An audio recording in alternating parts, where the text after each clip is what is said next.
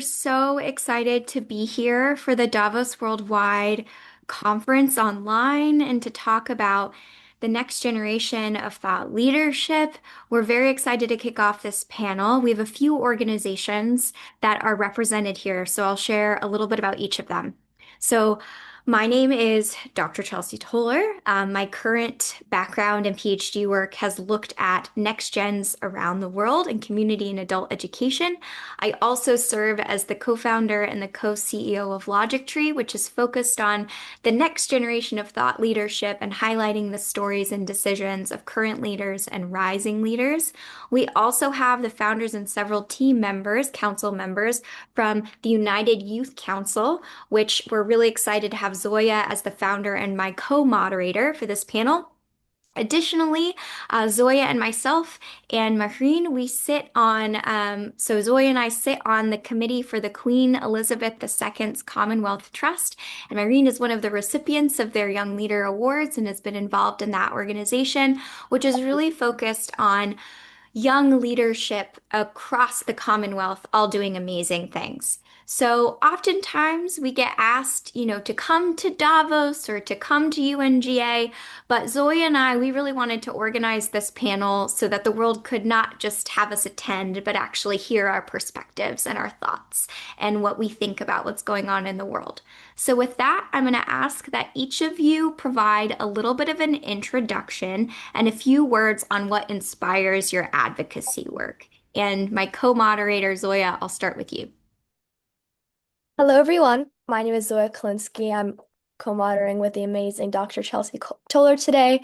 I'm a UN youth advocate for education and youth empowerment, and I'm also the founder of my own organization, the United Youth Council, many of which executives are on this panel today with us. Super excited to hear all of your thoughts.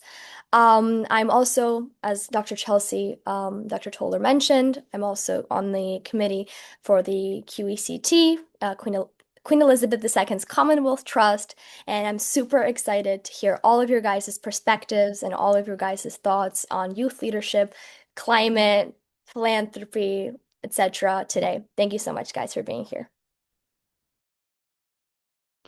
Okay, I'll just kind of go down the line how you guys are on my screen.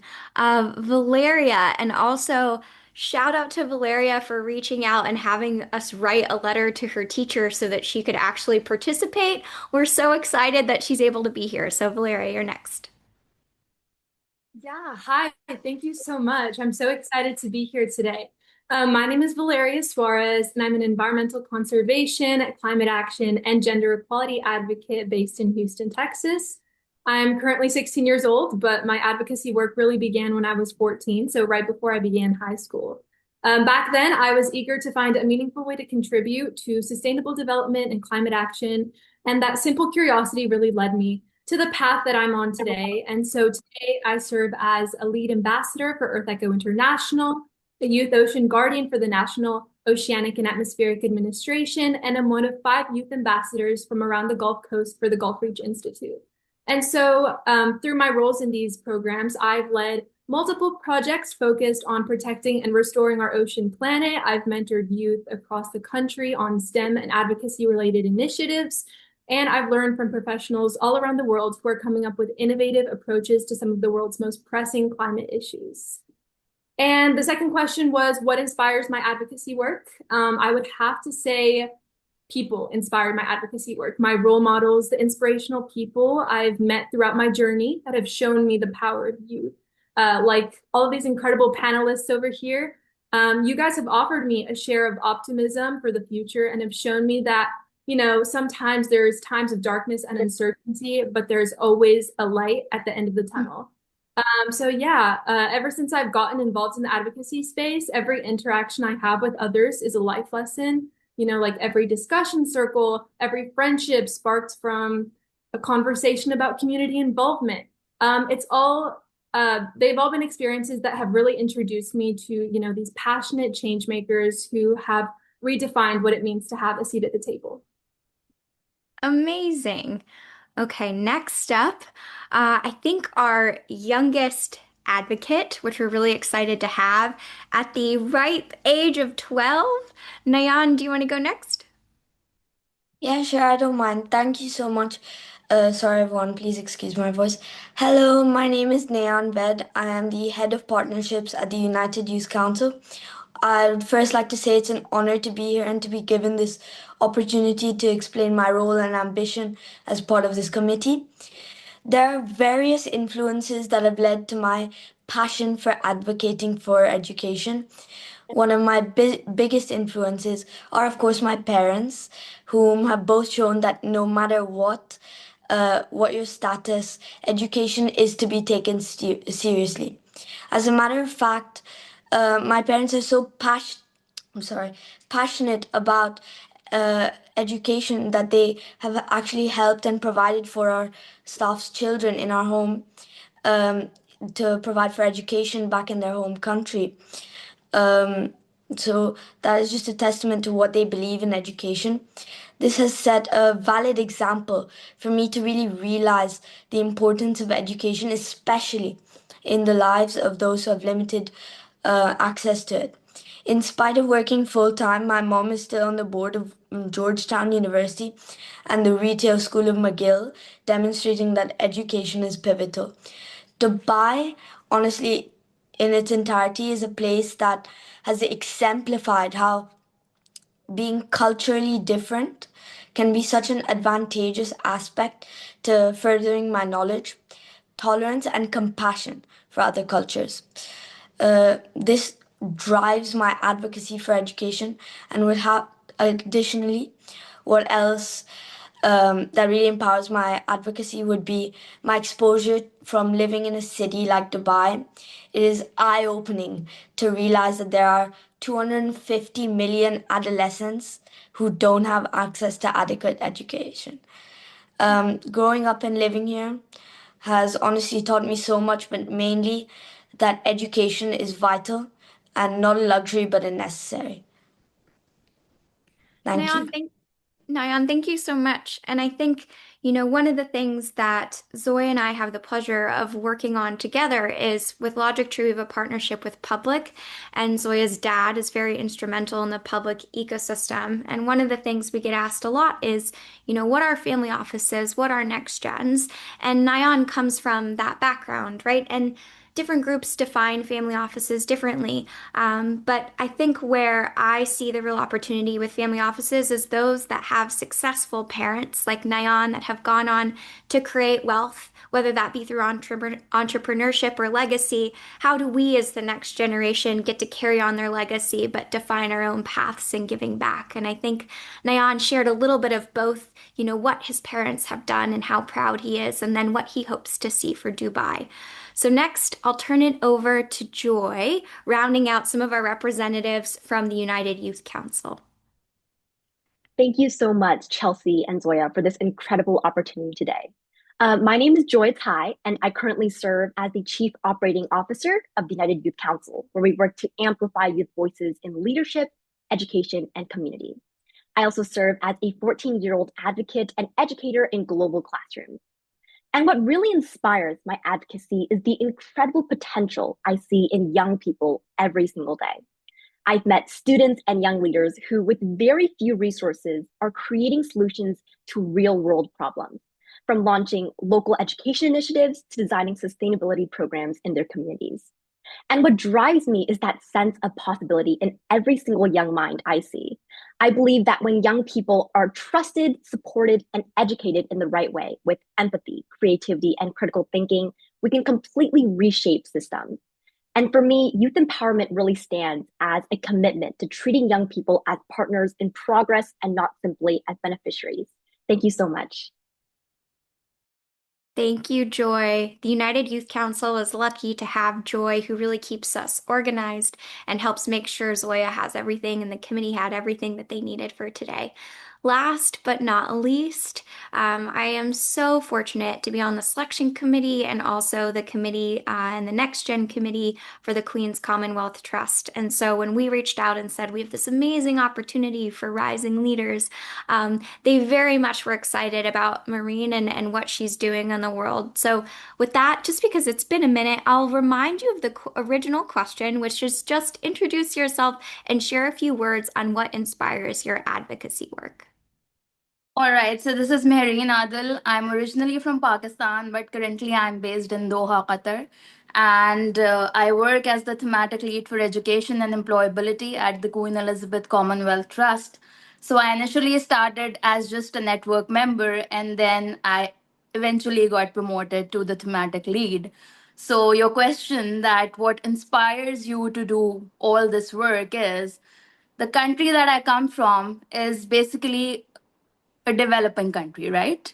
And we have faced a lot of challenges. We have a lot of students who do not have access to education. And back in Pakistan, I was working with United Nations, and I was working on ESD, which is Education for Sustainable Development. So when I moved to Doha, Qatar, I started working with Qatar Foundation, which is again a subsidiary here of the United Nations. They are not exactly a subsidiary of United Nations, but they work in close collaboration with United Nations, and they work uh, along with students and teachers in order to facilitate them on how they can actually incorporate education for sustainable development into their traditional school curriculum. So that really inspired me because I believe that if you cannot teach your generation young, they won't be able to envision the Agenda 2030. And I don't think we would be able to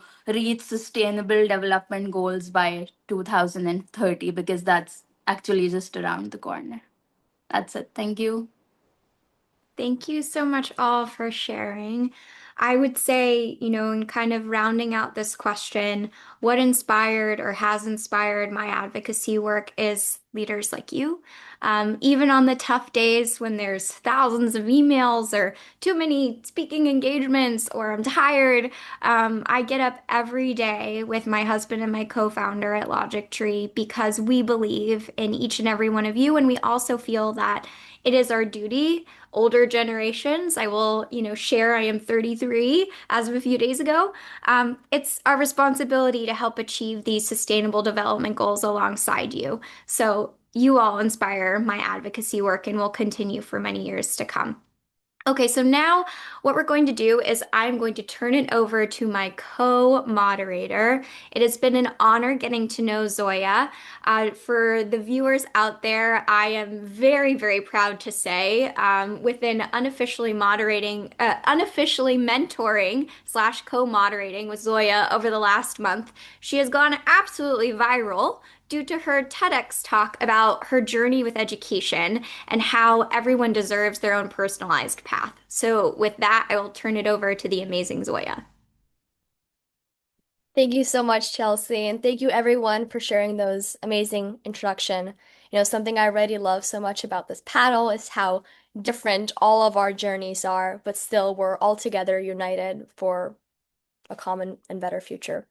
So my first question is to the one and only Nayan Ved.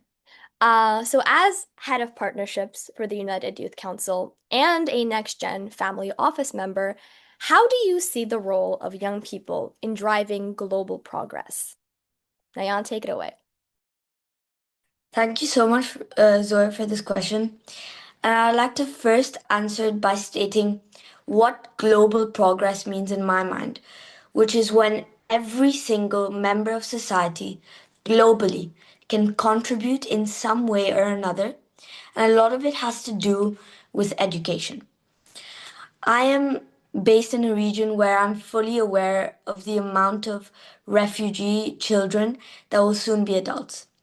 The role of me and young people like you guys is to facilitate partnerships that drive global change, which is already in the works between the United Youth Council and many organizations worldwide that are dedicated to widening education to underprivileged kids that will later contribute to society. Additionally, the role of young people may also be to gain exposure, inspiring global progress within one another. An example of this was when I went to Necker Island for the Generations Unite conference hosted by Howard Buffett. And their problems were mentioned that got me thinking about how youth with the right source of education can be the difference between a future where ideas are heard and taken into account, or not through the consideration of another perspective. In summary, the role of young people that are privileged and exposed to global ideas, as well as education, is to connect and partner with organizations to make a difference later, in turn driving global progress. Thank you. Thank you so much, Nayan, for sharing all of that. I really love how you framed global progress as something that only happens when especially everyone contributes. Something that you said really stuck with me. And also, it's amazing the opportunities you've gotten and how you want to use your platform to amplify other young people and other young voices. I truly think that's really inspiring. So my next question is to also the one and only Valeria. So, Valeria, your climate advocacy is deeply shaped and rooted by your personal experiences. Can you share how your own journey has shaped the way you approach climate action, and what advice would you give to other young leaders trying to make an impact like yourself? Yeah, absolutely. So thank you very much for this question, Zoya. Like you said, my climate advocacy is very profoundly shaped by my personal experiences. So I was actually born in Alberta, Canada, and over there I even went to elementary school in the countryside. So I grew up with a deep connection to nature and a firsthand understanding of how much our environment and surroundings shape us. During the summertime, my family would travel to British Columbia, and we would always pass by the beautiful forests of the Rocky Mountains there. I remember canoeing in the lakes, looking for the Pacific banana slugs of British Columbia, and eating cotton candy flavored ice cream while admiring like the endless horizon of trees covering the mountains. However, in 2018, it all changed. Those same forests were engulfed in flames, and for an entire summer, the only thing that you would ever smell was wildfire smoke. This experience as an 8-year-old girl was really devastating because the place that provided me comfort over the summertime was basically being annihilated by anthropogenic activity. And so it made me realize that climate change was no longer a phenomenon adults read in newspapers or hear about on the radio. It was really occurring, and those more frequent and exacerbated wildfires in Canada were proof of that. I then moved to Houston about a year later in 2019, and I only further realized the necessity for climate action. Here, many people are unfortunately unwittingly oblivious to environmental deterioration. Petrochemical factories are constantly polluting waterways, while cars on Texas's massive highways are releasing million metric tons of CO2 annually. And climate education still remains largely absent from schools. All of these experiences combined have motivated me to further delve into the world of climate action. And that's how I began to get involved. And that's why I'm here today speaking to you about climate action. So my approach to climate action is a little bit different than what you would typically see in the media. Rather than radical protest or advocating for the complete dismantlement of the fossil fuel industry, I believe in a little bit of a different approach. I believe in innovation and cooperation across multiple sectors and industries. We cannot achieve sustainable development nor climate action by tearing each other apart. Rather, we need to come up with new, innovative, and effective solutions that take everybody into account. That means incorporating measures of equity, utilizing emerging technology, and coming up with innovative solutions that shed light on the voices that are most impacted by the climate crisis, particularly women, minorities, and low-income communities. Recently, I was given the privilege over the summer to present a project I've been working on to many low-income students in Corpus Christi, Texas. And it was incredibly refreshing to see these students' perspectives and ideas when they were given the space to lead, innovate, and share their stories. At this conference, I was able to share my own story, what I'm talking to you here about today. And I was able to inspire others to speak out about what they believe in and encourage them to use their creativity to the maximum. Especially now with COP30 taking place this week, youth voices matter now more than ever. And my advice for young leaders trying to make an impact is to have your why really defined. That's what I love telling everybody. Know your story, know your purpose, and know why you want to contribute to the discussion. Never underestimate the power of your story because it matters and it's crucial for climate action. You can start however small. I started by developing a plastic pollution workshop for elementary school students in the ninth grade. Even if it's educating your friends on simple steps they can take to minimize their carbon footprint, every action counts, and climate action is a collective effort that requires everyone to contribute. Thank you. Wow, Valeria, that was incredible. The way you connected your childhood memories to climate reality makes the issue feel very human and not abstract. I also appreciate how you challenge the misconception that climate change always has to be extreme. In fact, that is probably all of our members of the United Youth Council's philosophy. We want a conversation. We don't want to yell or pound our fists or protest. We want to have a conversation with leaders. So I really appreciate that. And I think your advice about knowing your why is something every young leader in this room needed to hear. You just prove that storytelling and the power of one person's voice and stories isn't just a side part of advocacy, it is advocacy. Thank you so much for sharing that, Valeria. So my next question ties very much into everything we've been talking about so far, is to Joy Tsai. So as an executive for the United Youth Council, what advice would you give right now to other young leaders who want to help scale important organizations and causes that they care about? Absolutely. Thank you so much for that question, Zoya. I think that the most important thing when scaling any cause is to understand that passion is the very first step. And I congratulate the youth who have already begun their journey from that beginning. And beyond that, please remember that growth will always go beyond just numbers. Instead, it's about depth of impact. My first piece of advice is to start with that passion. Make sure that you stay rooted in your purpose because that's what's going to keep you grounded when things can get difficult or complex. And second, build with and not for. Collaboration is the ground for everything. The most sustainable organizations are those that co-create solutions with their community rather than just impose them. And third, learn to lead with humility and structure. As a young leader myself, you might feel the pressure to do everything, but real leadership is about building systems that allow others to thrive.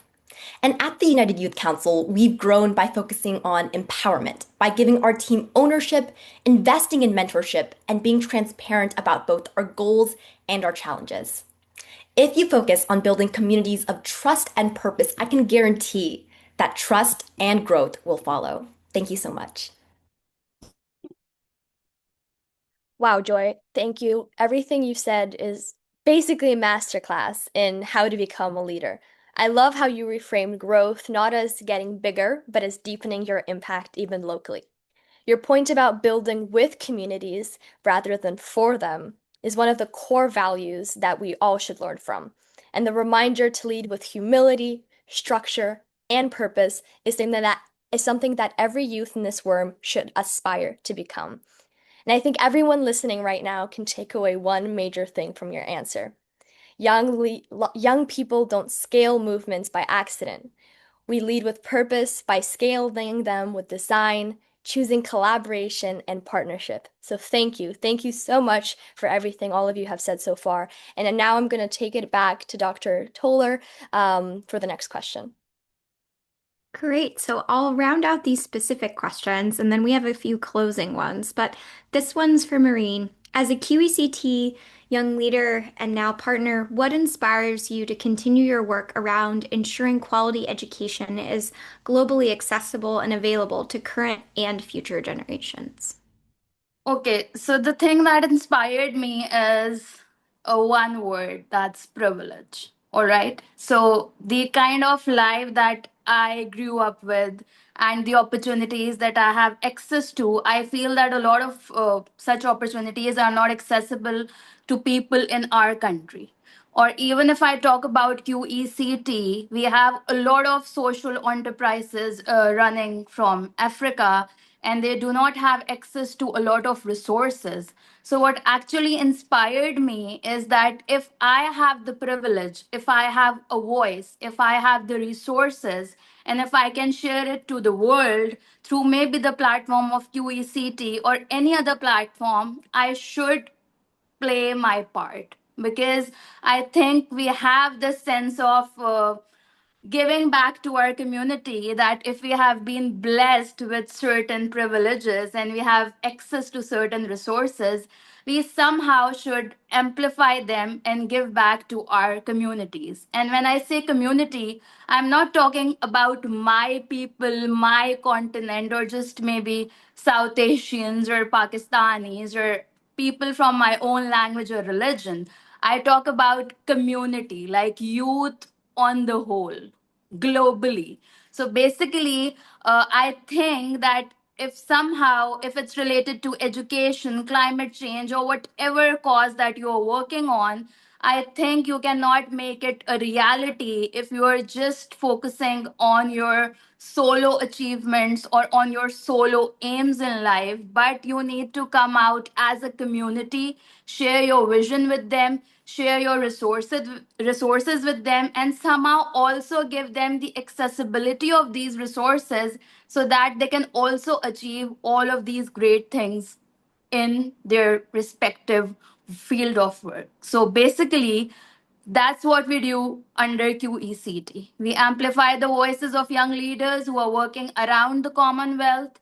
And because I'm working on education and employability, I focus on organizations or social enterprises that are working on education and employability.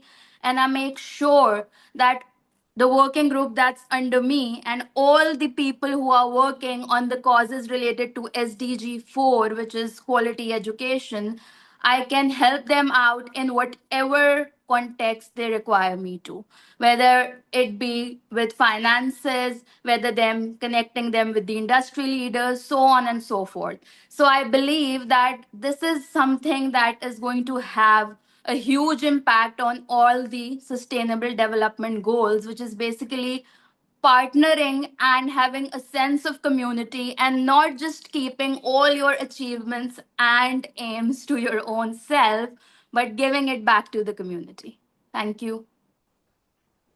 Maureen, I loved what you shared, especially about the specific word of privilege. Having, spent a lot of time in researching and spending time with particularly next gen women inheritors around the world, privilege is definitely a hot topic word, right? So what do you do with it?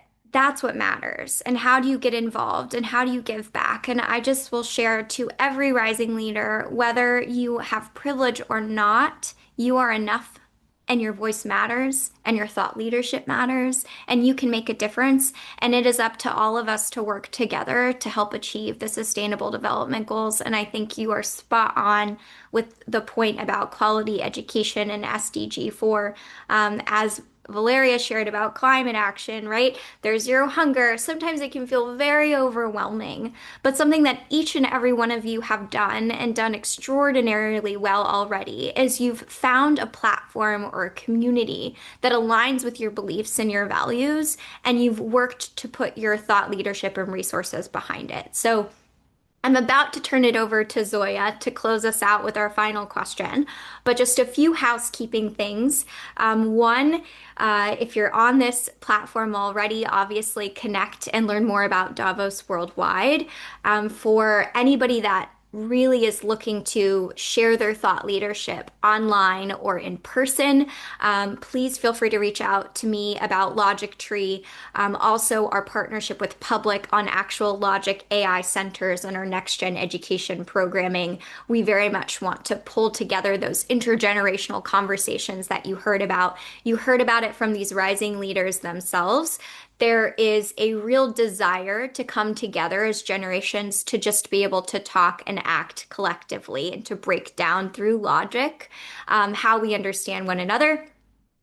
QECT, you can reach out to Maureen or Zoya or myself. They are doing amazing things across the Commonwealth, and I am so excited to see this next round of applicants for young leaders this year.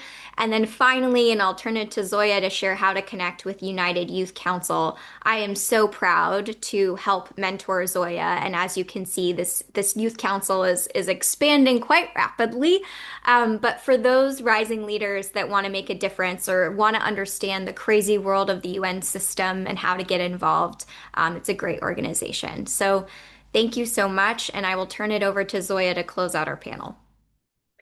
Thank you so much, Chelsea. And thank you, Maureen. What you shared really connects to everything far, whether it's climate, education, or community. We just I wanted to just say that this has been such a great panel. We were wondering if you guys would like to extend it a little bit more because there's so much more that you young people have to offer. And Chelsea, it would be great to hear additional from each one of you and your journeys and your suggestions. Because I think something that maybe we want to add in this is what is your vision of the future? Oh, that's a tough one. You're putting us on the spot.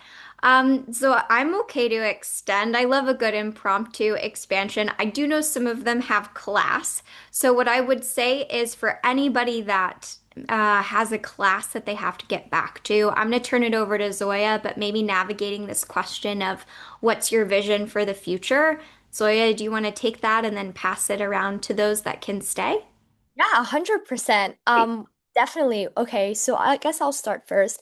What is my vision for the future? That's a tough one. It's definitely a tough question, but I think my vision for the future is where adults, especially leaders, executive leaders, part of the UN, part of government, and young people and young leaders like Valeria, Nayan, Marine, Joy, myself, are all collaborating and partnering together and working together towards a better future. I think what's important is we want to have a conversation with these leaders, and that's how I envision a perfect future is adults and young people working hand in hand towards a better future together and having a real seat at the table and being able to implement what we want to see in the future into the world. Nayan, if you want to go next, that'd be great. Honestly, that's an amazing idea, Zoya. I'd just like to share on my part that I believe in a future where every child is safe, fed, and educated. That to me is the most three basics 101 that no matter where he or she is, they're safe, fed, and educated. Those are the three things that they must have. As I mentioned earlier, education is not merely a luxury. Well, today it is, but it should be a necessity. Thank you. Awesome. I think we can pop it over to Valeria if you want to go next. Yeah, of course. So I actually really love this question. So when I envision the future, I envision, a space where youth can have a say in the systems and structures that, shape and govern us. Our current exclusion and decision-making spaces is kind of short-sighted because, we currently have ideas and we're driving innovative change in business, technology, art, science, you name it. I mean, you can see it here in this panel. So I guess whenever I think of the future, I think of intergenerational cooperation, where us youth aren't, taken as tokenism anymore, where we're engaged in conversations, where our participation in, different negotiations like climate or education or hunger, where those, kind of like discussions are really structured and where, everybody, like executives, like you were saying, Zoya, like policymakers or just people in power where they track their how much they fulfill their commitments to us. We're not asking for the future to be perfect. We know that that is very unlikely to happen, but we are, asking if we can have a say in the decisions that will impact our future. And so that's what I envision. Thank you so much, Valeria. Joy, if you want to go next. Absolutely. Thank you so much for this innovative question. My vision of the future is one where young people are trusted to lead. And I think that too often in this world, youth empowerment is seen as simply a slogan, but we must transform it into a living reality in every community, in every classroom and organization. And I think that in this world, young people aren't simply just waiting for permission to change. They're already shaping it and they're creating movements, they're building solutions, and they're reimagining systems that can reflect fairness, inclusion, and sustainability. And also in this future, I see education as the foundation of empowerment. It's not simply limited to textbooks or classrooms. It has to be an all-around experience that can build confidence, critical thinking, and compassion. It helps young people really understand the world on a deeper level and also their power to change it. And lastly, I see a generation of young people who are equipped not just with knowledge, but with agency, with the belief that they can make a difference. They should be supported by mentors, educators, and peers. And they should be driving innovation and progress in every single field imaginable. And that's the future that I really believe in. It's a world where education can fuel empowerment and empowerment can turn vision into action. Wow, thank you so much for sharing that, Joy. I think it's really important to take education and raise leaders instead of humans. So, Maureen, if you'd like to go next.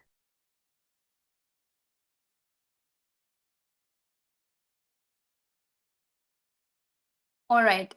So my idea for a future is that I think we youth have the power to work towards peace, which is also one of the SDGs of United Nations. I think it's SDG number 16 or 17, which is peace and global institutions. So my idea for a future is, because I'm currently living in Middle East, and this region has always been affected with a lot of wars. And the country that I come from also has a very, I would say, war-ridden history, because we had a very bad relations, or I would say, because of our politicians, it may be India or Afghanistan and all the countries surrounding us. So I believe that by using such platforms, because I have been on a lot of trainings, conferences, I have visited a lot of countries. I have a lot of friends from India, which is considered as the sworn enemy of Pakistan, by the way. So, my idea for the future is that if we can come together, the youth, I think we can make peace a reality. Because if we look at the older generations and our leaders, they are more focused on continuing wars for centuries and centuries that have really impacted a lot of generations, the resources, the countries in general, especially the Middle East region.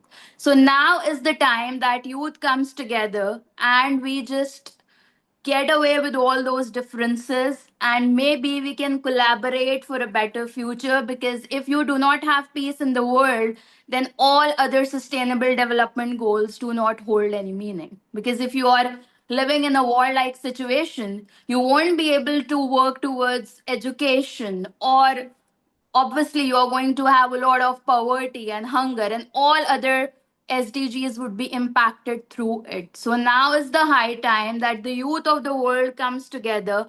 We start addressing these issues, and through this collaboration, we can actually create sentiments of love and harmony among different nations. Because still, you do not meet people from other countries, you do not listen to their viewpoints, you always have a very biased view about them.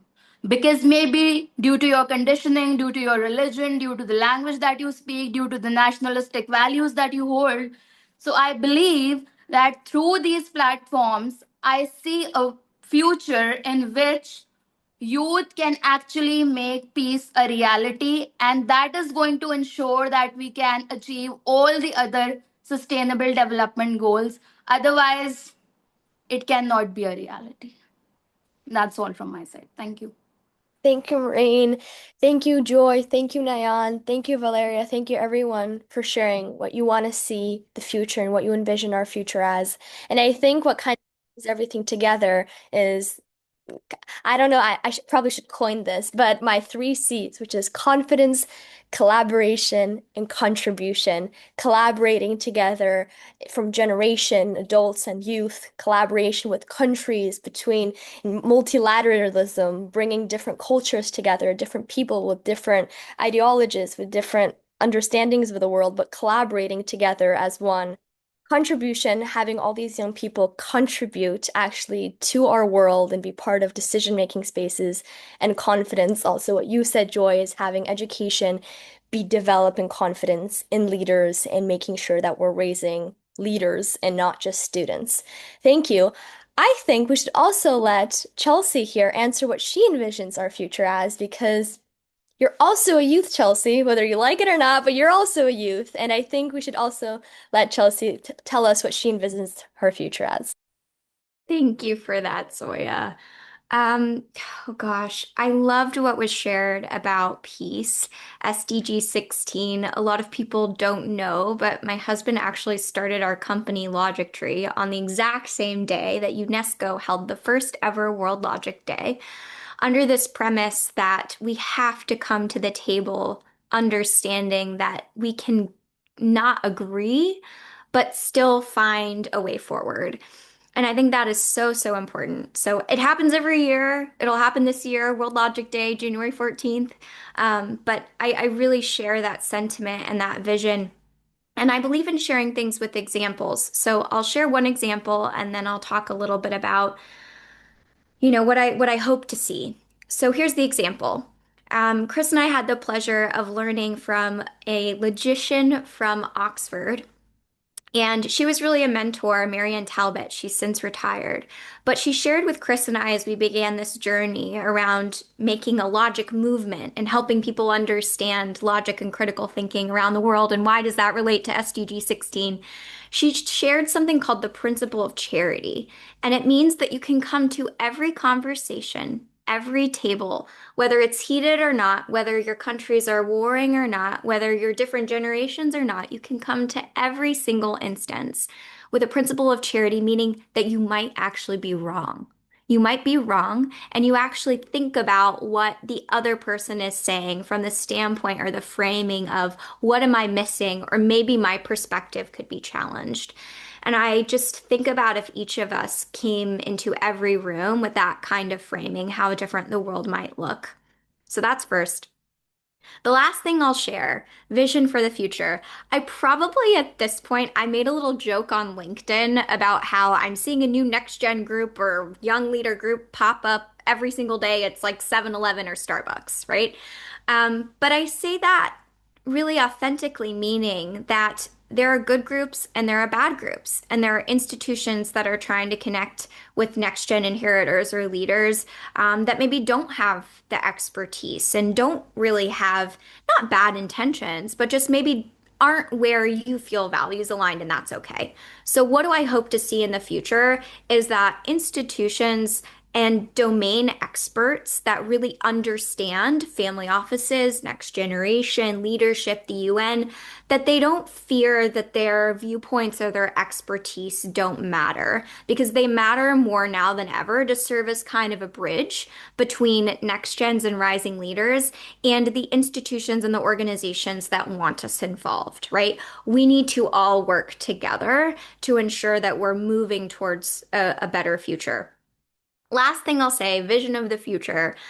My vision of the future is that the next Davos, the next UNGA, the next Commonwealth Trust Gala, that there already are young leaders doing incredible things, but that there really is a global movement around our thought leadership, what we want to see, and that instead of competing with one another, we're really banding together across generations to make a difference. So I hope we're amplified and even bigger than we already are. Last tangible action item I will leave you with: every panel that you are on, every opportunity that you get, every organization that asks you to come to the table, every board that I know, because you will all be board members, in my opinion, every opportunity that comes your way, think about who you should be bringing the table and what door you can open for someone else. That is how we move the world forward in the future. So, who needs to be at that table or in this panel or in the conversation that you can ask the organization to allow you to bring with you? Thank you so much, Chelsea, for sharing your vision of the future.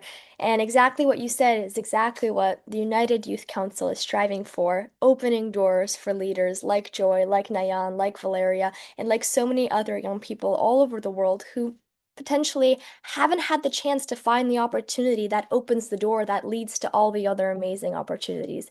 I think something that a lot of young people all around the world are struggling with is finding the right opportunities and finding what fits them and finding an actual real opportunity that can get them somewhere. So I think that That's really important. And thank you, everyone, for sharing all of your amazing insights. And I think as we wrap up, if each of you could leave the audience with one action they can take today to support youth-led initiatives, climate action, philanthropy, the Sustainable Development Goals, anything, what would it be? Nayan, you can go first if you want.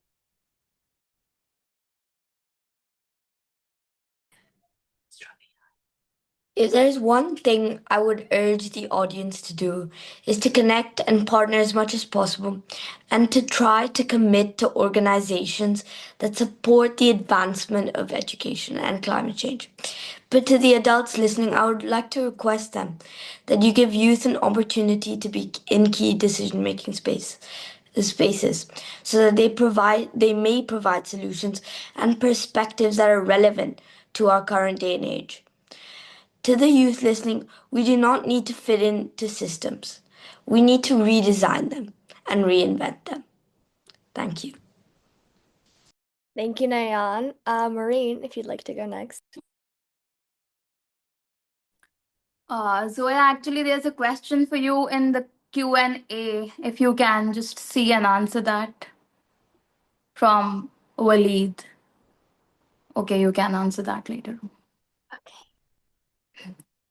Okay, so the action that the youth can take, this might sound too generic, but just dream big, all right? So when I started and I applied for the first conference of United Nations, I had no idea that I would be chosen because I self-rejected myself. I thought that I would never get chosen for such a big opportunity. But back in 2017, I was chosen and I went for Asia Pacific Youth Exchange, which was held at the regional headquarters of United Nations in Thailand. So, and from there, a lot of opportunities started coming my way. So just dream big, take that first step, and then you would get access to a lot of different opportunities related to that. So never think, never self reject, or never just have an underestimation of your abilities. Just take the first step and then the rest is going to follow. And that's what I have done in my life. Though I would still go back to what I said, that I had a lot of privilege if I compare myself to a lot of my peers, but I would still say that once you take an action or once you take a step, a chain reaction follows. And just because I'm from an economics background, we call that as positive externality. So a positive externality is going to follow. If you take the right step, then you are going to see some benefits of it spread throughout your community or even globally. That's all from my side. Thank you so much. Thank you so much, Maureen, for sharing that. Valeria? Yeah, so I kind of wanted to leave off by saying we all have the capacity to do something. Change begins small, and like Maureen said, that's why taking the first step is so important. A quote that keeps on cropping up in my work is the greatest threat to our planet is the belief that someone else will save it. That's why it's so important to not wait, because your story matters, and it's what gives the climate crisis, in my case, its urgency. I do have one recommendation to support youth-led initiatives and climate action, and it's this. Share your story and contribute your perspective wherever you go. Everyone starts somewhere, and it isn't necessary to have, a degree or prestigious title. Even community advocacy work has the power of creating impact. I mean, I learned this myself when I first stepped into my first ever climate program with Earth Echo International, all worried and nervous. But I quickly realized that my ideas and experiences mattered and were just as important as the ideas and perspectives of those who had been in the climate action space for a very long time. Whether it be witnessing your favorite vacation spot be destroyed by changes in weather patterns caused by climate change, enduring through more frequent hurricanes, or simply realizing the lack of awareness in your community, your story matters.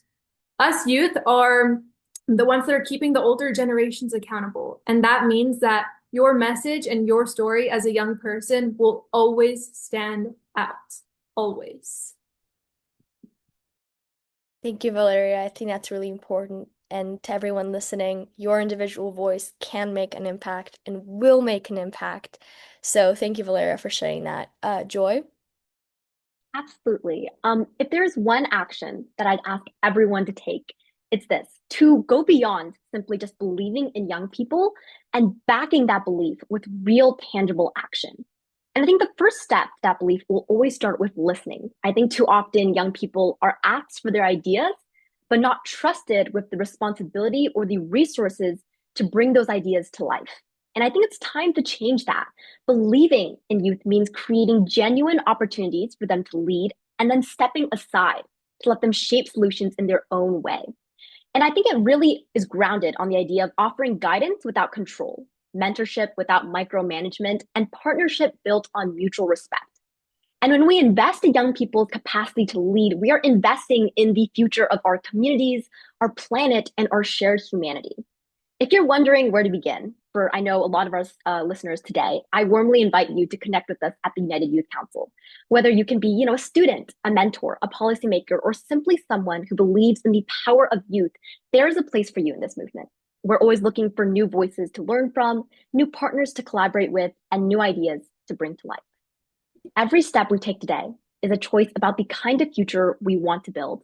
And that future depends on young people being not just part of the conversation, but at the heart of it, leading, shaping, and driving the change we all want to see. The future isn't something distant. It's being created right now by us together. Thank you so much. Thank you, Joy. Thank you, Nayan. Thank you, Valeria. And thank you, Maureen. Thank you all. Because what I'm hearing is a clear message that young people don't need permission to lead, but we do need support, trust, collaboration, partnerships, and real opportunities. Whether it's believing in youth, collaborating across countries, generations, sharing your story, or opening up decision-making spaces for youth. Each of those actions is something anyone here can start doing today, especially leaders. And I think that that's the beauty of next generation leadership. It isn't just about imagining a better future. It's about building it together, united. Thank you so much, everyone, for being here. Nayan, did you have a question? Oh, also, I would say my one answer to Zoya's point about like what action to leave is to be curious and to ask more questions. So, Nayan, did you have something you wanted to say? I just wanted to add that this is not all audience, this is not all actions that are not happening currently. Like some of these actions are already in progress. For example, Dubai has implemented a minister of youth, a minister of AI, and a minister of happiness that are all under 35, which is actually amazing to see these youth and young adults in decision making spaces. So thank you. I think that's such an important point, Nayan, and I think that's often true as rising leaders. We put a lot of pressure on ourselves to go change everything, and along the way, it's really important to celebrate the wins and to celebrate what is happening. So I know we have about 5 minutes left, but I will share just kind of one tangible example and a point of gratitude. So, a mentor of mine helped start UN SDSN Youth, and his name was Sam Lonnie, and he came from kind of war-torn territory. He'd been through quite a bit, and he had this dream that one day youth could share their voice within the UN, and youth could talk about and be in rooms like Davos and at the Vatican and all of these things, right? And he helped make that possible because he had a mentor, right? And he worked instead of just kind of to you all's point, instead of just saying we need youth. He really kind of opened the door with conversations and dialogues first. And I think that that's really, really important. And I think what Nayan is sharing is how do we also align ourselves with those that are decision makers, that are rising leaders in different countries, and how do we add value to what maybe they need help with? And that's a great place to start, is researching who is leading in these spaces and how can we help support what they're trying to move forward. I will end my response with that. And then Zoya, just if you have any last minute things you want to say or last words for Davos viewers, feel free to share them and then we'll close out. Or that is us closing out. Thank you guys. Number one, thank you everyone for being here. And also just wanted to thank quickly Davos Worldwide and Chelsea and QECT and all the partners with here making this panel happen.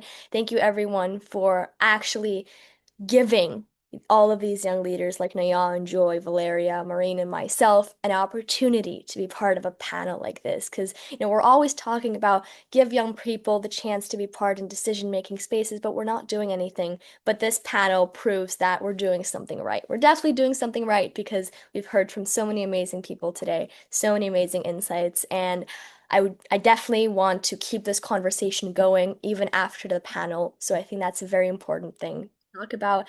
Thank you, everyone. And oh, Maureen, Okay,